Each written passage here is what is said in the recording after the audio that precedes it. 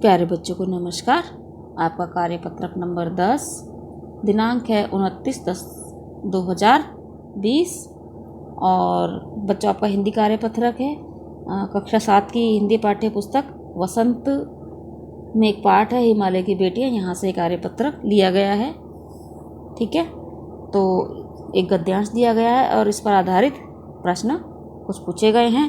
तो हम पहले गद्यांश पढ़ लेते हैं। ठीक है। काका कालेलकर ने नदियों को लोकमाता कहा है, किंतु माता बनने से पहले यदि हम इन्हें बेटियों के रूप में देख लें तो क्या हर्ज है। और थोड़ा आगे चलिए, इन्हीं में अगर हम प्रेयसी की भावना करें तो कैसा रहेगा। ममता का एक और भी धागा है जिसे हम इनके साथ जोड़ सकते हैं, बहन का स्थान। कितने कवियों ने इन नदियों को दिया है। एक दिन मेरी भी ऐसी भावना हुई थी। थोलिंग यानी तिब्बत, है ना। थोलिंग की बात है, मन उचट गया था, तबीयत ढीली थी। सतलज के किनारे जाकर बैठ गया। दोपहर का समय था, पैर लटका दिए पानी में। थोड़ी ही देर में उस प्रगतिशील जल ने असर डाला, तन और मन ताज़ा हो गया। तो बच्चों, लेखक इसमें क्या कह रहा है, काका कालेलकर ने नदियों को क्या कहा है, लोक माता, यानी पूरी दुनिया की माँ। वाकई में सच्ची बात यही है, क्योंकि नदियों का पानी पीने योग्य होता है, समुद्र का नहीं। और क्यों, जल के बिना हम मर जाएंगे। तो हमें जीवन देने वाली, पीने का पानी देने वाली और सभी कामों के लिए पानी देने वाली, यहाँ तक कि सिंचाई के लिए पानी देने वाली, क्योंकि पौधों से भी हमें खाना मिलता है।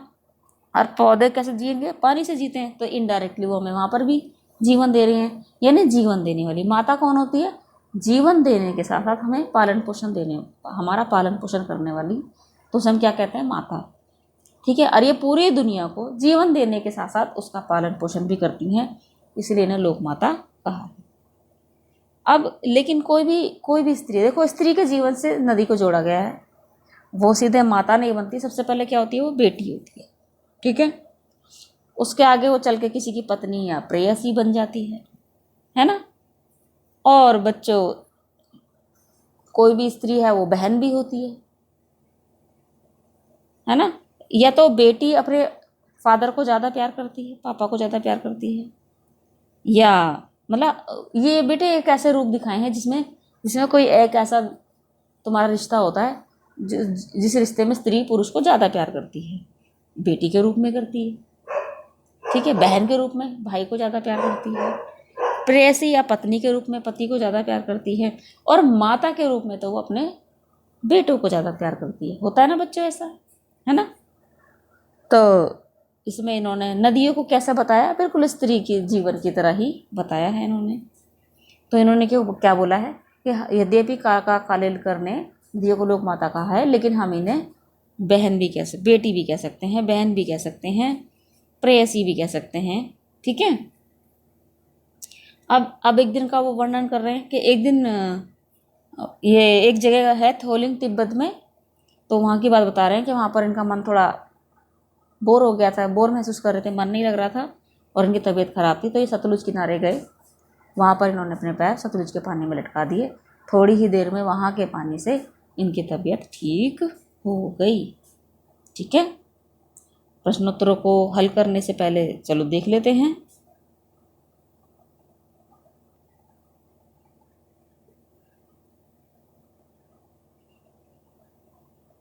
बच्चों, पहला प्रश्न है, किसने नदियों को लोक माता कहा है। बड़ा ही सीधा प्रश्न है, यहाँ मैंने निशान लगा दिया है, काका कालेलकर ने नदियों को लोक माता कहा है। ठीक है। दूसरा प्रश्न है, माता से पहले लेखक नदियों को और किन किन रूपों में देखता है। तो देखो मैंने लाल से निशान लगा दी, बेटी, प्रेयसी और बहन, है ना। तो हम इसको ऐसे लिखेंगे, प्रश्न का उत्तर, माता से पहले लेखक नदियों को बेटी, प्रेयसी और बहन के रूपों में देखता है। ठीक है। तीसरा प्रश्न है, थोलिंग कहाँ है। तो देखो ये लिखा, यहाँ से उत्तर लेना है पीले कलर से। थोलिंग तिब्बत की बात है तो आप लिख सकते हो इस उत्तर में थोलिंग तिब्बत में स्थित है। ठीक है। चौथा प्रश्न, लेखक ने अपनी तबीयत ढीली होने पर क्या किया? इन प्रश्नों में से लेना है। देखो मैंने 2 जगह निशान लगाया है और चौथे प्रश्न के उत्तर है वो नीले रंग से। देखो ये गहरा नीला रंग है, ये गहरा। सतलुज के किनारे जाकर बैठ गया, पैर लटका दिए पानी में, थोड़ी ही देर में उस प्रगतिशील जल ने असर डाला, तन और मन ताज़ा हो गया। यहाँ से उत्तर लेना, लिखना अपने शब्दों में है। लेखक ने अपनी तबीयत ढीली होने पर यह किया कि वह सतलुज के किनारे जाकर बैठ गया और उसके पानी में अपने पैर लेखक ने लटका दिए और थोड़ी देर में सतलुज के बहते हुए पानी में से लेखक का तन और मन दोनों स्वस्थ हो गए। ठीक है।